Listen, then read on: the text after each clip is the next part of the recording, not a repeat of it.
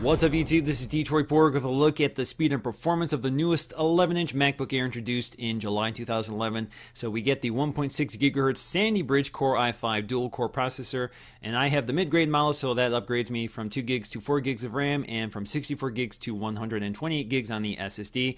And I do have the standard graphics processor here, which is the integrated Intel Graphics HD 3000, which shares 384 megs with the main memory.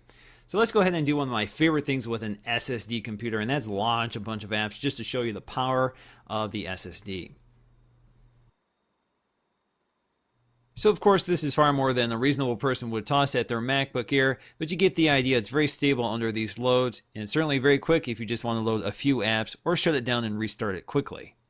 So exactly how fast is this SSD? Well, if we run a disk speed test, we can see that the write speed hovers a little under 250 megs per second, and the read speed hovers a little under 270 megs per second. Now, this is a substantial increase from a standard hard disk drive, the ones you might find in a standard MacBook Pro 13-inch.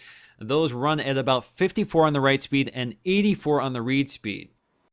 Now, if we look at the speed and performance of the MacBook Air versus the SSDs in the MacBook Pro and the iMac, we'll find that the MacBook Air actually outperforms them. In this case, the MacBook Pro hovers around 200 megs per second on the read and write speed, and the iMac hovers around 180 on the write speed and around 215 on the read speed. So again, the MacBook Air has a more modern SSD and therefore outperforms them. Now, as some of you may be aware, the new MacBook Air is being sold with two different SSDs, one by Toshiba and one by Samsung. The one I tested here is the Samsung model, and the older SSDs, as you saw in my MacBook Pro and my iMac, are Toshiba. And unfortunately, that model is being sold into the MacBook Air as well. Unfortunately, you can't identify which version you're getting before you buy the MacBook Air. So what I'm going to do is post a video link in my description below so you can take a look at John at TLD Today's video on how to identify which SSD you got in your MacBook Air. Now, if we take a look at the Geekbench scores for the MacBook Air, it scored about 5468, which is a significant leap from last year, nearly doubling the scores from the 2010 model. Now, the MacBook Pro, the standard configuration running at 2.3 gigahertz, 4 gigs of RAM, but adding an SSD gives us about 7,000, which is a significant leap from the Air, but not as significant as you might expect. Now, if we go much higher up the Apple food chain to the top of the line iMac, which is 3.4 gigahertz, Core i7, 16 gigs of RAM, and the SSD, that gives us about 12,716 on the Geekbench score. Certainly a much more powerful computer. Next up, we're going to take a look at the gaming performance of the MacBook Air, and to do this, we're going to use the Cinebench benchmarking tool. And if we look at the scores for the MacBook Air, the OpenGL test gives us about 10.98 frames per second, and the CPU runs at about 1.91 points. If we look at the MacBook Pro, the one we mentioned earlier with the standard configuration plus the SSD, that runs a little bit better at 12.10 frames per second and 2.58 points on the CPU score.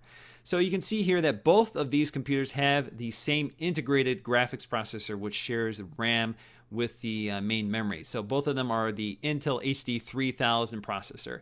Now, if we look at a computer with dedicated graphics or a discrete graphics processor like the iMac, we can see that scores are very different. So looking at the iMac, we get a whopping 43.5 frames per second with a CPU at 6.84 points. That's certainly a significant performance difference, and that's thanks largely to the large graphics processor inside the iMac, which gives us 2 gigs of dedicated RAM.